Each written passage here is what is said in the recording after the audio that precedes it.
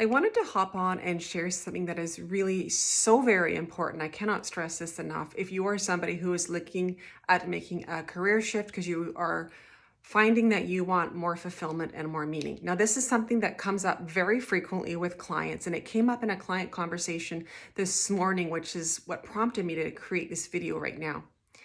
One of the foundational pieces of actually creating a career, and it's actually a really, really important foundational piece, is to know what experiences you need to feel successful. And the core of this is really that each and every one of us are unique, and we have different ways that we experience success.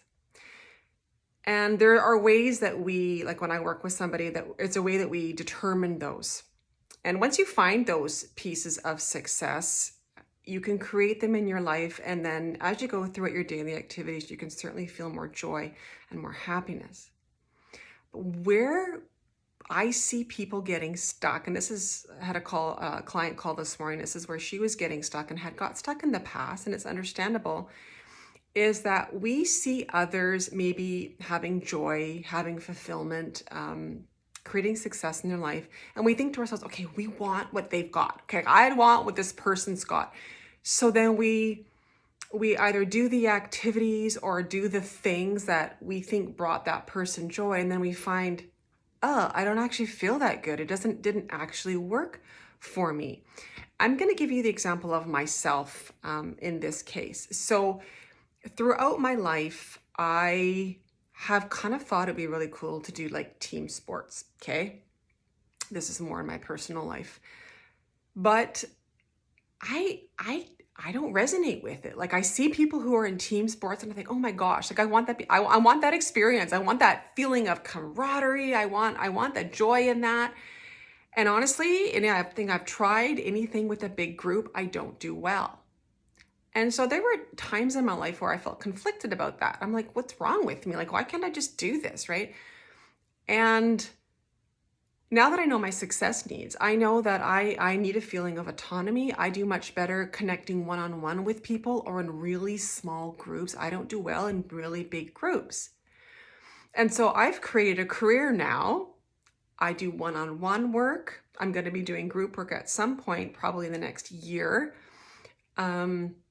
There's that more intimate connection where I do really well. But there was a time that I beat myself up and really felt bad about myself and thought, no, this team thing, I've got to get in on this because this people look so happy doing it.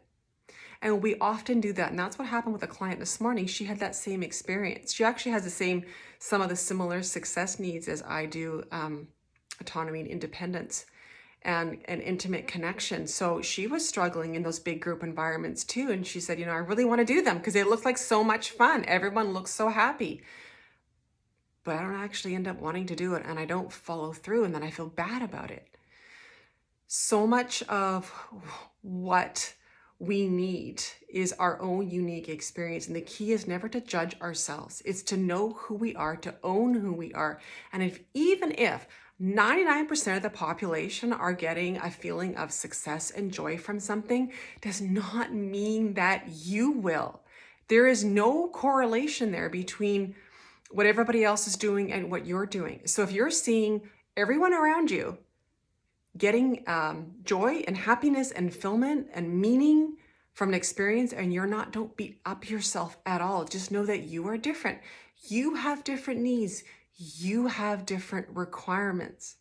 And also one thing to really important to note, and this happened with this client this morning, which really brought it to my mind. Sometimes our needs can actually conflict with each other.